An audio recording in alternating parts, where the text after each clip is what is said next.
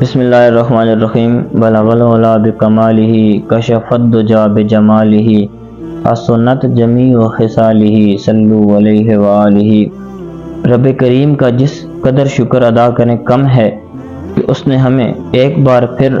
رمضان المبارک کی قیمتی مقدس ساعتیں نصیب فرمائیں۔ اس ماہ مبارک کا پہلا عشرہ اپنے اختتام کو پہنچ رہا ہے اور دوسرے عشرے کا، جسے احادیث مبارکہ میں مغفرت کا عشرہ قرار دیا گیا ہے، آغاز ہونے کو ہے۔ یقیناً پہلے عشرے میں روزے اسی طرح رکھنے کا اہتمام کیا گیا ہوگا جس طرح ان کی غرض و غایت ہے، یعنی تقوی اور پرہیزگاری کی روش پیش نظر رہی ہوگی۔ تاہم اگر کسی وجہ سے ایسا نہ ہو سکا اور ہم میں سے کوئی غفلت یا کوئی کمی رہ گئی تو ابھی بھی موقع ہاتھ سے نہیں گیا کہ ماہ سیام اپنی رحمتوں، برکتوں اور سعادتوں کے ساتھ ہم پر تحال سائے فگن ہے۔ ہمارے پاس اب بھی موقع ہے کہ ہم اس ماہ مقدس کے گزرے ایام میں اپنے رویوں اور اپنے اعمال کا محاسبہ کریں اور آئندہ آنے والے دنوں میں ماہ رمضان کا ادب کرتے ہوئے اللہ تعالیٰ کے ہاں دست دراز طلب کر کے مغفرت طلب کریں، اپنے گناہوں کی معافی مانگیں اور اپنی زندگی کے لمحات کو نیکی کے لمحات میں گزاریں۔ بلا شبہ انسان خطا کا پتلا ہے۔ وہ جانے انجانے میں بہت سے ایسے کام کر دیتا ہے کہ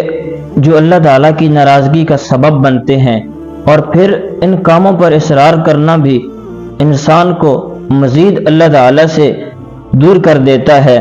رمضان المبارک ایسے افراد کے لیے کسی نعمت سے کم نہیں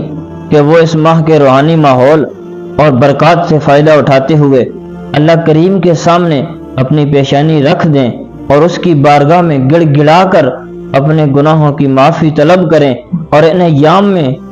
اس پاک ذات کی رحمت جوش میں ہوتی ہے۔ اللہ تعالیٰ نے راہ مستقیم سے بھٹکے ہوئے بندوں کے لیے معافی اور مغفرت کا دروازہ کھلا رکھا ہے، جسے جب اپنی لغزشوں کا احساس ہو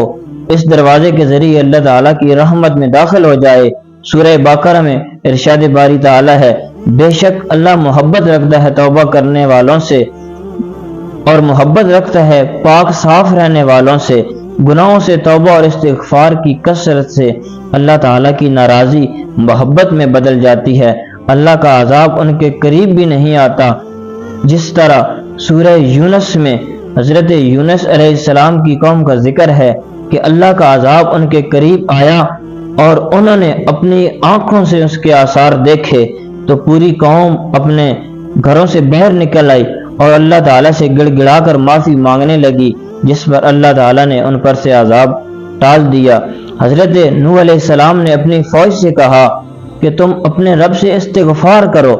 وہ بہت مغفرت کرنے والا ہے، وہ تم پر کثرت سے بارش برسائے گا، مال اور اولاد سے تمہاری مدد کرے گا اور تمہارے لیے باغ بنائے گا اور تمہارے لیے نہریں جاری کر دے گا۔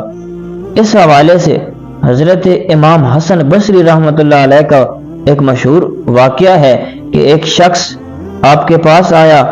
اور خشک سالی کی شکایت کی۔ آپ رحمۃ اللہ علیہ نے اسے استغفار کی تلقین فرمائی۔ پھر ایک دوسرا شخص آپ رحمۃ اللہ علیہ کی برگاہ میں تنگ دستی کا شکوہ لے کر حاضر ہوا تو حضرت حسن بصری رحمۃ اللہ علیہ نے اسے بھی استغفار کی تلقین فرمائی۔ پھر ایک تیسرا شخص زمین کی پیداوار میں کمی پر معاملہ جب لے کر حضرت امام حسن بصری رحمۃ اللہ علیہ کی برگاہ میں حاضر ہوا تو آپ نے اسے استغفار کی تلقین فرمائی۔ دور بیٹھے ایک شخص یہ معاملہ سن بھی رہے تھے اور دیکھ بھی رہے تھے۔ انہوں نے حضرت امام بصری رحمۃ اللہ علیہ سے سوال کیا کہ مختلف لوگ آپ کے پاس مختلف مسائل لے کر آئے مگر آپ رحمۃ اللہ علیہ نے انہیں ایک ہی حل تجویز کیا، اس کا کیا سبب ہے؟ اس بات پر آپ رحمۃ اللہ علیہ نے سورہ نوح کی یہ آیت تلاوت فرمائی جس میں استغفار کی بارش مال، اولاد اور باغات کے عطا ہونے کا سبب فرمایا۔ گناہوں سے توبہ اور استغفار کی کثرت آخرت کی کامیابی کے ساتھ دنیا میں بھی راحت و سکون کا ذریعہ ہے۔ ابن ماجہ کی حدیث ہے، حضور اقدس صلی اللہ علیہ وآلہ وسلم نے ارشاد فرمایا، جو شخص استغفار کو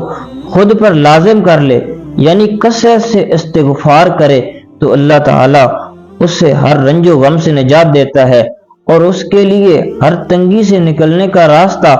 آسان بنا دیتا ہے۔ اور ایک اور موقع پر آقا کریم صلی اللہ علیہ وآلہ وسلم نے ارشاد فرمایا، اگر کسی بندہ مومن کی آنکھوں سے اللہ تعالیٰ کے خوف سے ندامت کے آنسو نکل آئیں جو مکھی کے سر کے برابر ہوں،